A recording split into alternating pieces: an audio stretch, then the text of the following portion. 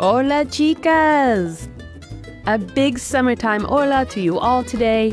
The launching of our lucky Season 7 on this fabulous Wednesday here on the sunny Pacific Coast. Can you believe it? 7 seasons and our 3rd year anniversary on Sunday. I am breaking the curse of all things bad and declaring that all great things come in threes. Especially since we are starting off this season in España, hosting the show from the stunning Catalan coast. Yes, I am an ocean girl, and you will always find me seaside, and I will go to you if you have some warm, sunny location that's going to give me a beach to dive into the ocean from. For those of you who have been here from the start, I cannot express my gratitude enough in words that speak from my heart. I am so grateful to you for your belief in me and the support of the comunidad of amazing Latinas and advocates we love learning about on this show. I really feel we could take this to a daily podcast and still not make a dent in the beautiful abundance of courageous and celebratory stories that are out there. I'm totally here for it, though. Anything from 30 seconds to 3 hours, we can do it. And we need to. But for today, and all great things come in threes, shout out to all the numbered ladies out there, I know you're listening, we are launching Season 7 and our 3rd year with three empowering Latinas who came to the U.S. in their early adult years to soar in their careers. But like so many of us Latinas in the cultura, the road painted by our parents and the comunidad is not the yellow brick road to glory all the time.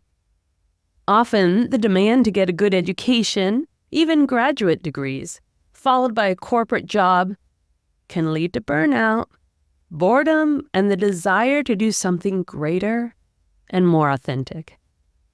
The 3 ladies today collided on this path, and in that moment, brainstormed to create one of the most vital companies in the U.S. today.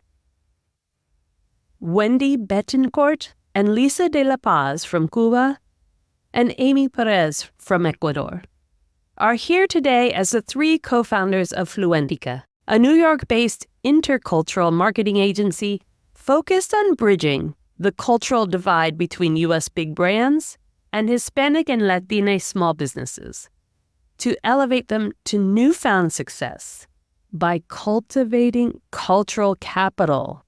Yes, here for the money. For all you entrepreneurs out there, it's time to lean in and take notice. Listen as they empathize with the struggle to market small businesses profitably, explain the 3 core elements, or triangulation, of marketing strategy, and guide you to discover your value proposition, Lisa's favorite term that I'm using as my mantra now, to set you apart from your competitors. And just like all our episodes, this one isn't just about business and entrepreneurs. You will most definitely align with their personal journeys, their vulnerability, and determination to elevate those around them to success in the deepest sense of community. So let's get this party started. Season 7, Year 3, with these beautiful powerhouses of Fluentica, Wendy Betancourt, Lisa de La Paz, and Amy Perez. Today we have another all-time high. We have three awesome Latinas joining us today as co-founders of Fluentica. And so we are so happy to have you here. This is number 1 for us. We've never had so many come on at once, and it's just showing the power of the Latina. We welcome you. We're so happy you're here, and it's such an honor that you took some time to share with us today. Wendy, Lisa, and Amy, why don't you go ahead and introduce yourselves and your heritage? My name is Wendy. I'm one of the co-founders of Fluentica, the intercultural marketing agency. I am Cuban. We're living in New York. I am excited to be here, and I think we're going to go over all of very interesting topics in this podcast. So thank you, Consuelo, for the invitation. My name is Lisandra. You can call me Lisa for short. I'm also Cuban, co-founder of Fluentica. Came up with this two terrific women to create this project. Well, last but not least, Amy here. I was born and raised in Ecuador, been living in the U.S. for a while now. I'm also one of the co-founders, the third co-founder of Fluentica, and thank you for having us here, Consuelo. Awesome. Beautiful. So this is really special, and we're going to get into the story about Fluentica and how it all started. It's a newfound company between the three of you. But first, we'd like to know more about you, because if we don't know about you, we don't know where all of this came from. So, Wendy, why don't you give us a little story about what it was like for you to be here from Cuba? Yeah, so I'm from Cuba. I'm born and raised in Cuba. I moved here in 2017, and it was a conflict, to be honest. And there was this time initially at the beginning where I was like, where do I belong? Do I feel more Cuban? Should I adapt to all the US? Like, where am I on this journey? And I feel a lot of Latinos right now talk about this topic. Especially for me, I was working a lot with a travel agency in Cuba, helping Americans to travel to Cuba at the time, because I loved entrepreneurial journeys. Started in Miami and then lived here for a year. Then I moved to New York and started my lab in New York. Continued my education in Berkeley College, one of the public university in New York, and then went to the corporate world. But that's kind of my journey and how everything started. What did you study in university then? I studied business administration, specialty in operation management. Okay, this is all winding forward then. How about you, Lisa? Well, coming from Cuba, in my early 20s, with no English, no family, no professional network, it was really hard, starting from scratch. I was lucky. I was lucky to build up a community here and meet really good, amazing people. I studied journalism in Cuba, so I have a background in journalism. And then when I came here, I did my master's in branding and communications. And that took me to, the world of advertising and marketing. But if there is something coming from Cuba, tell me how to be resilient and how to grow from adversity. So it's a journey full of amazing things, also not that good, but it's a little bit of my story. But all worth it. Is it all coming through? It's like this is the dedicated resiliency applying to what you really want. This is going after your goals. So you had a lot of courage coming without English and diving into the community and just making that conviction. But in journalism, this is your strength. Absolutely.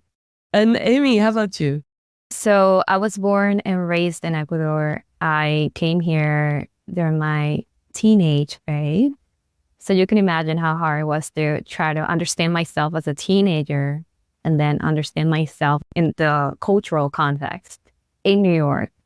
It was, I don't even have the words to describe that journey. It was really hard for my parents to understand me as a teenager and then living in New York. I was living with my dad at the time and my grandma, and then understand Amy as just a regular teenager. It was full of challenges, but I think it was, as you said, it was all worth it. I mean, thank God my upbringings were phenomenal. So, that kind of laid the foundation for me to navigate those cultural nuances as a teenager in the U.S. It's a great experience, really, to have this bicultural background going on. And then, being now an adult, it's really a strength that I have. That's a great lesson to pass on to the younger generations. It's like, yes, it does exacerbate being a teenager, being an adolescent, trying to figure out who you are and having that compounded with, well, I don't even know because I have multiple cultures and which direction you go to. It's really, really hard. But now you can speak to it. You speak to the strength that comes with it in having the multicultural and having, like Lisa said, the resiliency and understanding. That is your superpower coming through, right? Yeah. Who would have thought? Wendy, you were in finance, yeah? And Lisa was in journalism. And Amy, what were you studying, or what did you come as your career? Television and radio production. That's my undergrad. Oh, how fun. Oh, we should switch roles then. You should be on this side. Totally, whenever. So did everyone go into corporate then? When they went into corporate, did y'all go into corporate? Was that something that you wanted to do? Was that something that was coming out of the parents, like get a good job, have benefits? What was the direction that led you into corporate in your individual field? So for me, I have a very entrepreneurial dad. He's a hustler. He would do anything to make sure we have food on the table in Cuba, right? So he would fill hats. He would be like a taxi driver. Then he went into real estate, like anything. There's no like specific background. It's just like typical hustler. And I grew up with that. And I want always to be in the business space.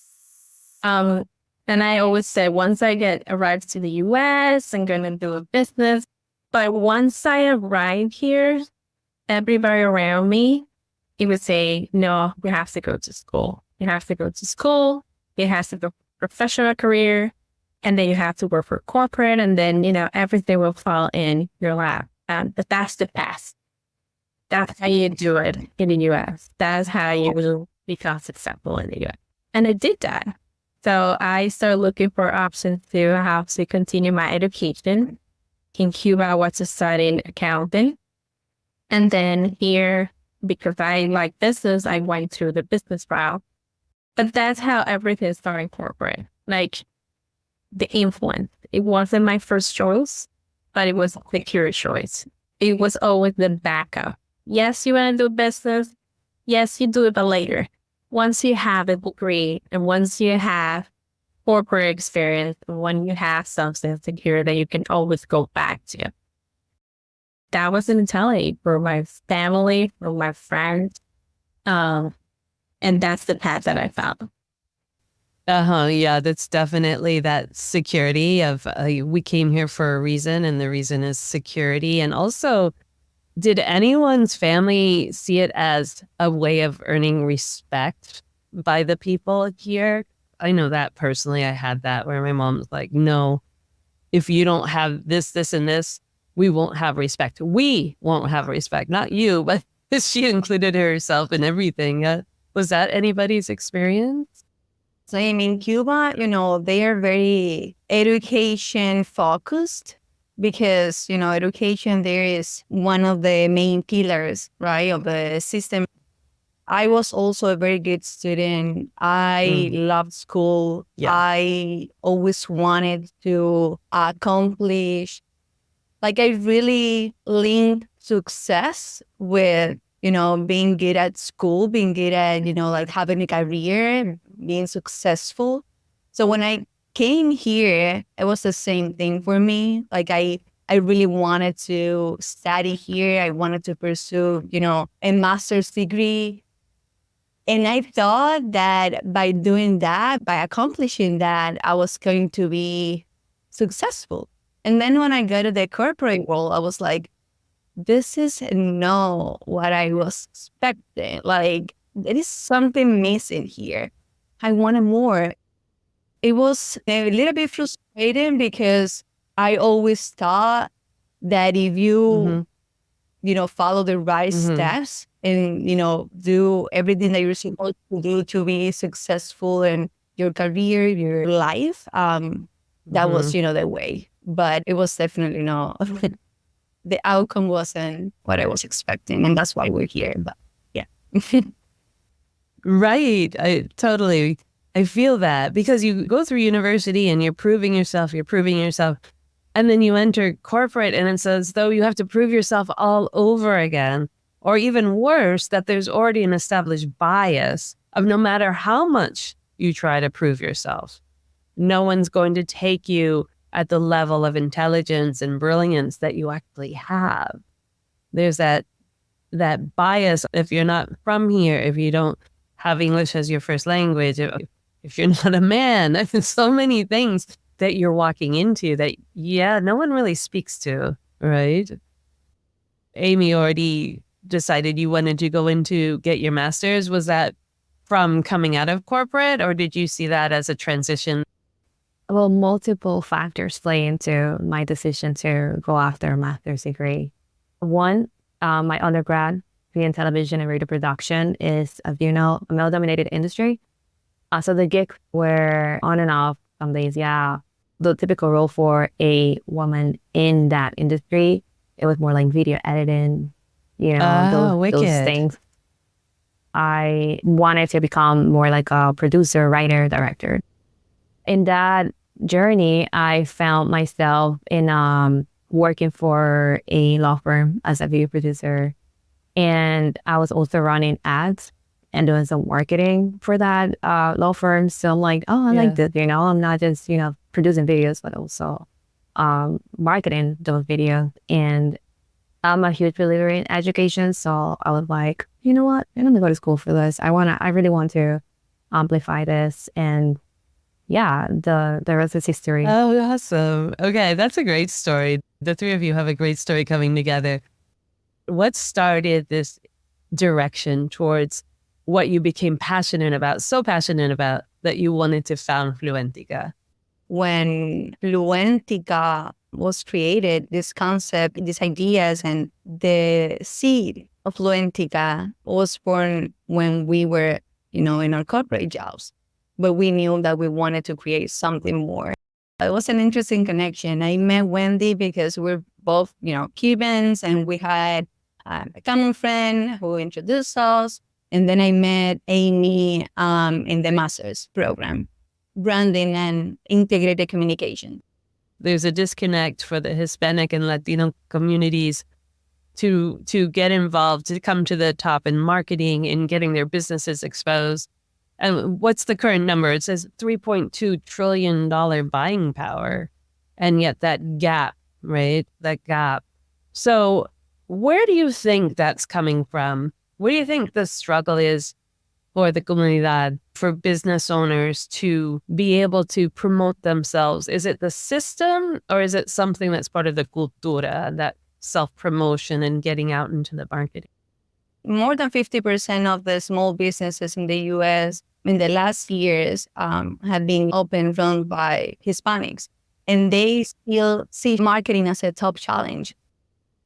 And we ask ourselves, like, why? Why is this happening, right?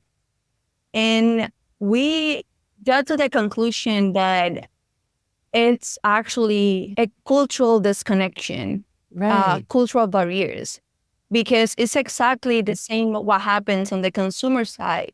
Like, Hispanics in the U.S. feel now more than ever disconnected and disregarded by big brands and disconnected from the American culture. So it's like, think feedback, because yes, we are business owners, but we're also consumers and we also live in this world.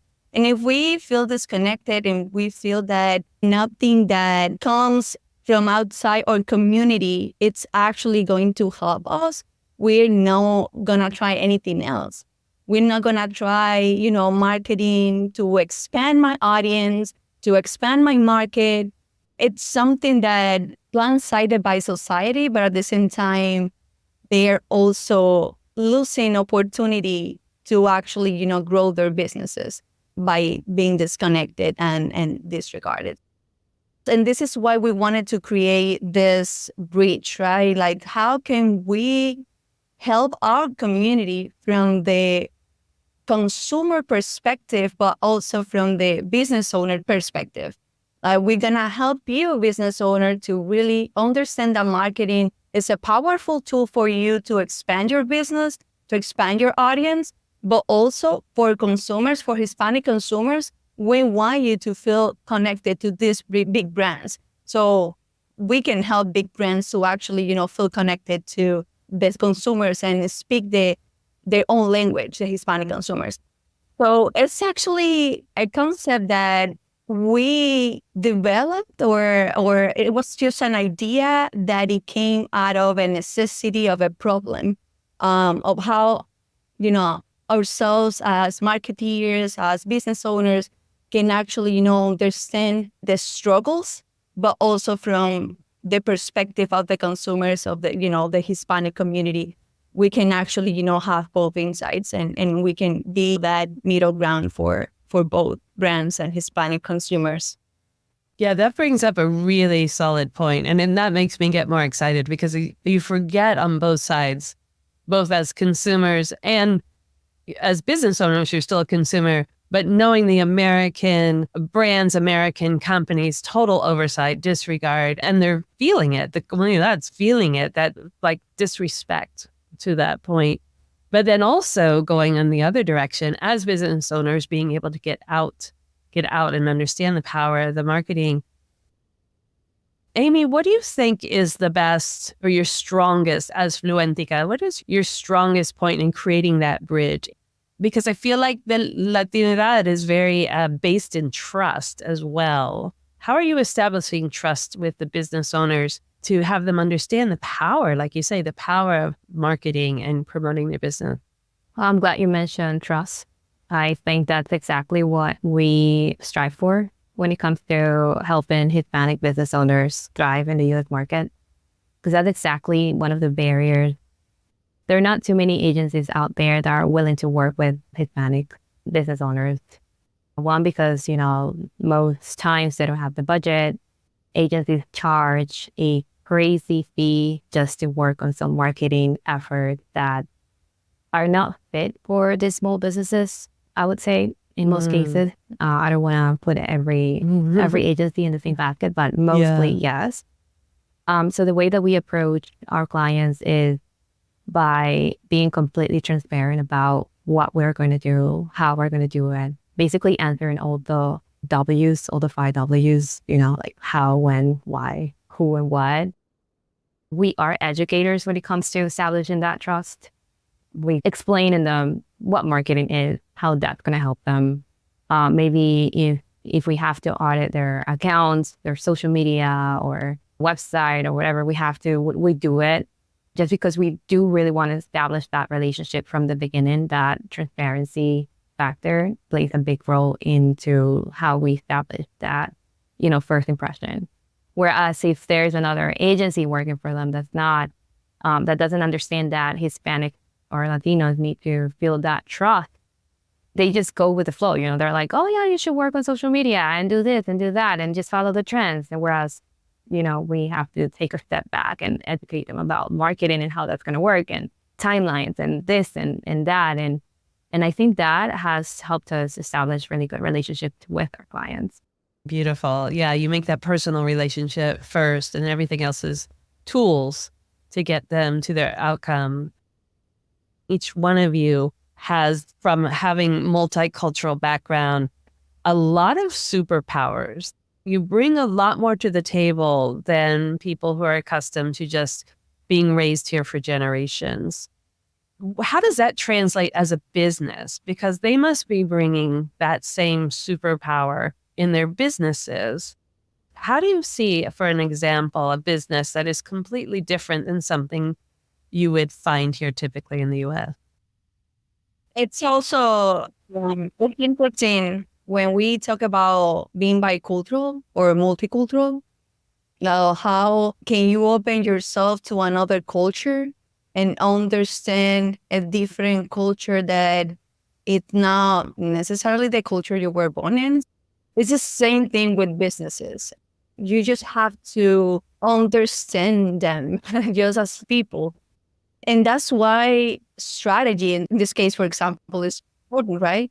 You have to triangulate for your value propositions, your audience, what really makes you different, but also really understanding the culture where you actually are going to exist as a business.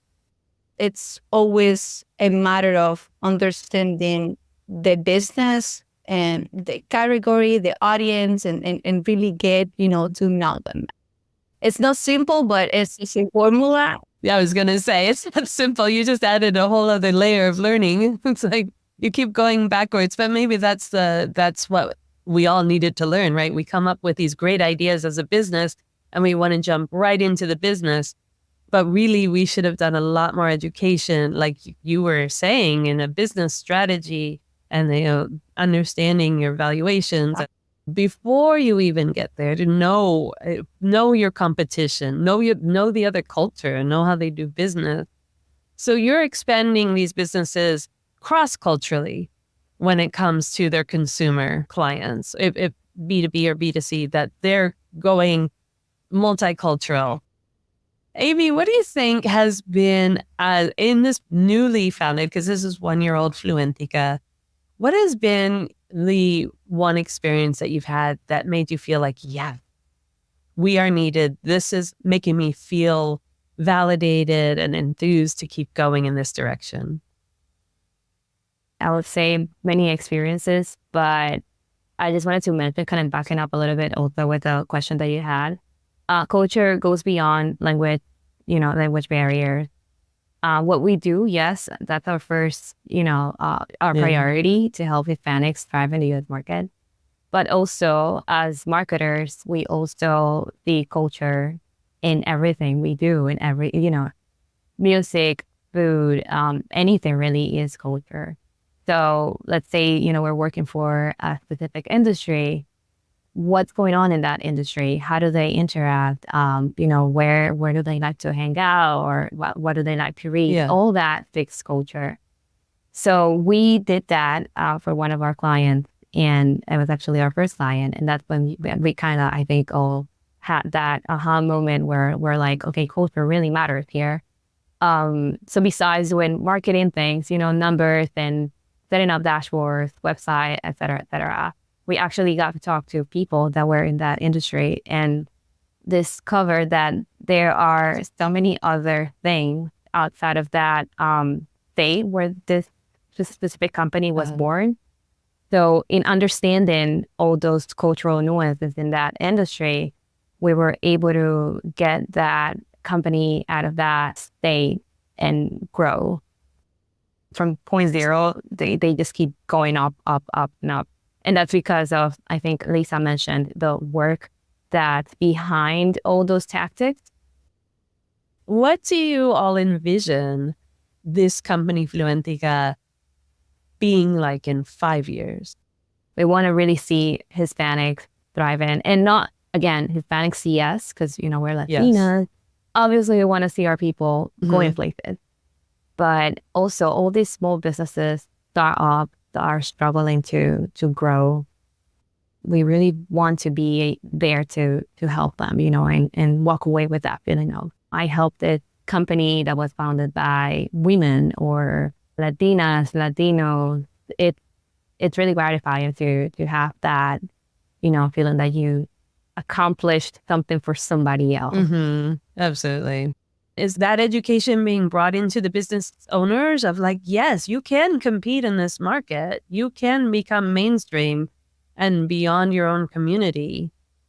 Does that light them up, or that sounds scary at the same time because you're not sure you can compete?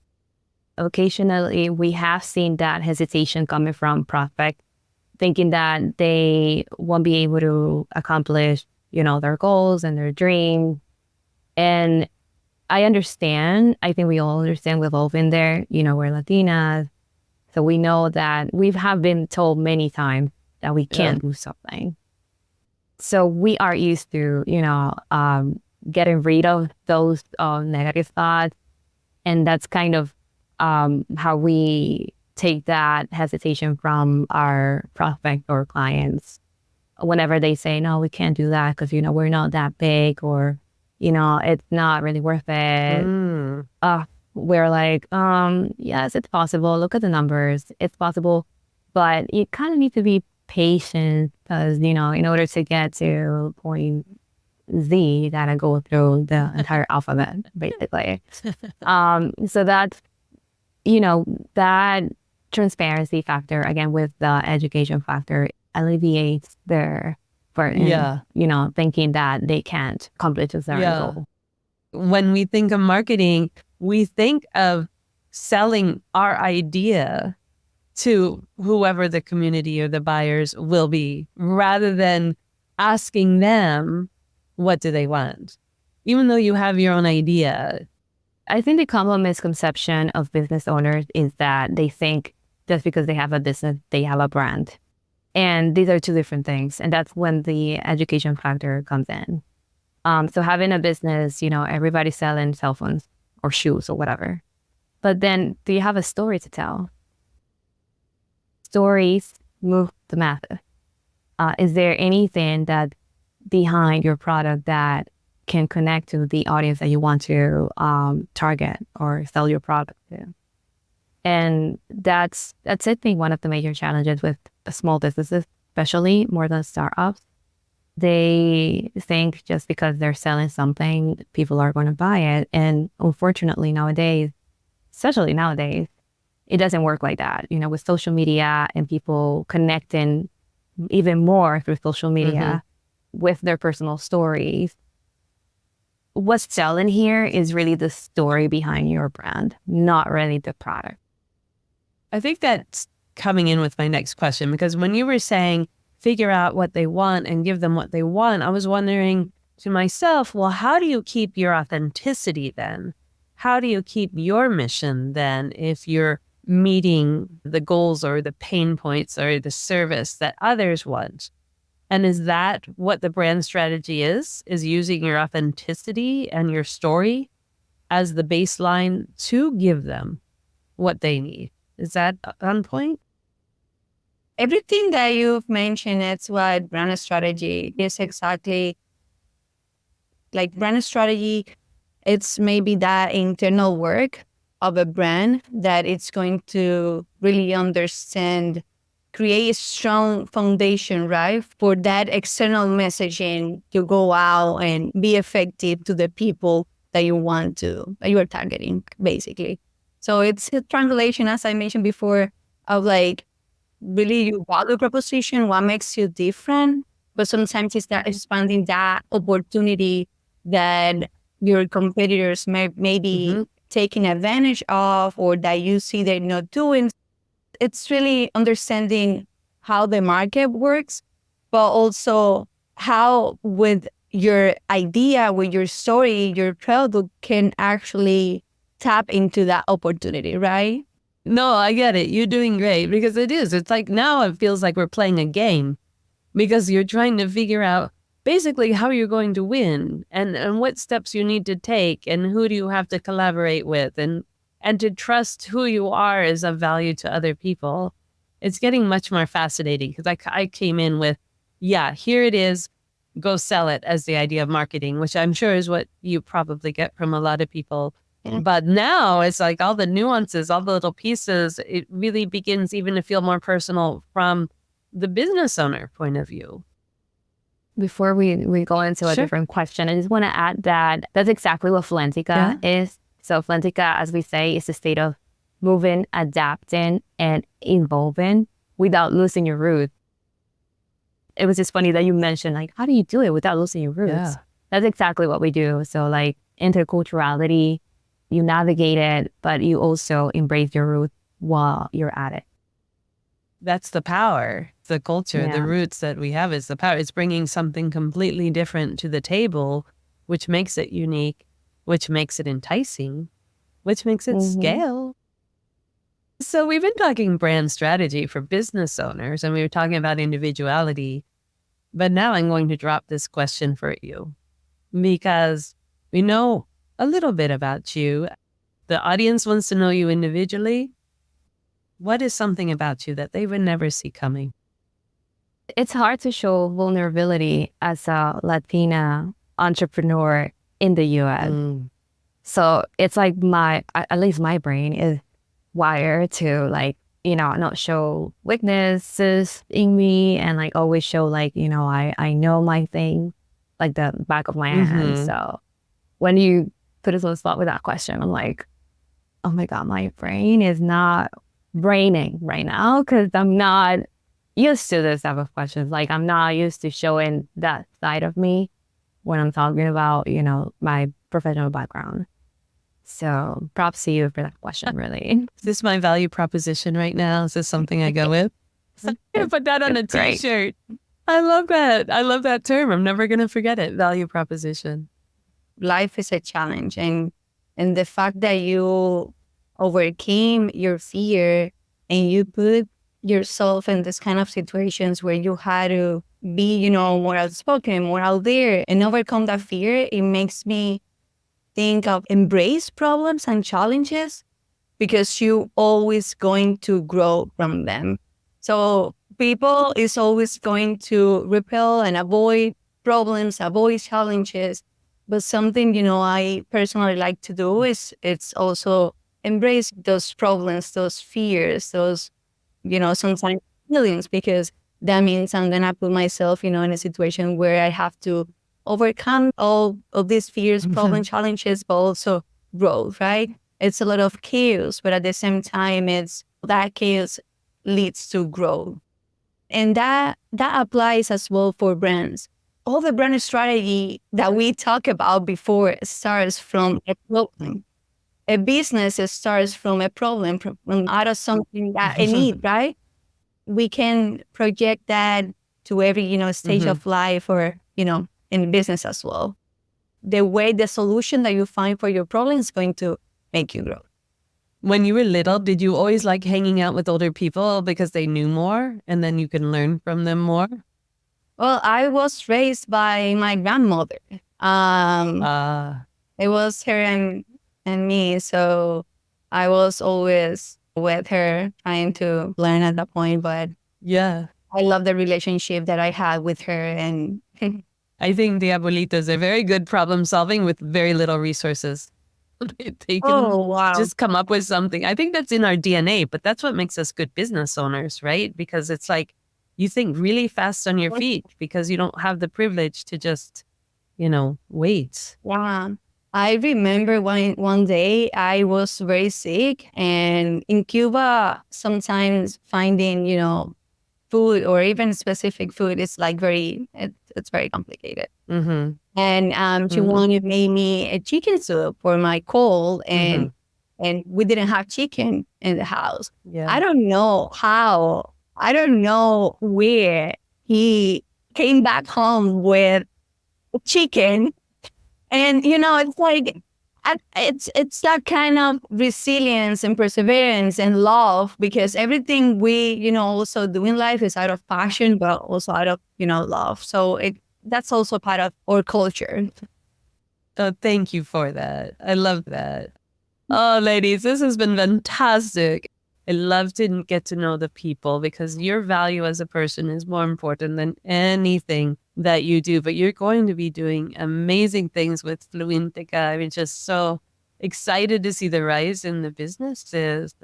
So honored to have you here. Thank you. Thank you so much. Love having you here as 3 co-founders of Fluentica. Wow, wow, wow. Were you not cheering these ladies on, listening to their personal journeys to uncover their most authentic selves? It was all the feels, from frustration and confusion to confidence, resiliency, and determination, which fuel that superpower of being multicultural here in the U.S.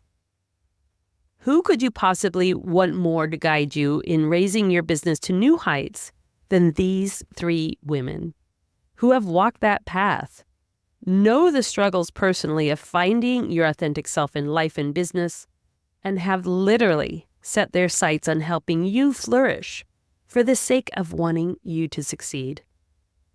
This is what makes Fluentica such a powerful presence in the business world today.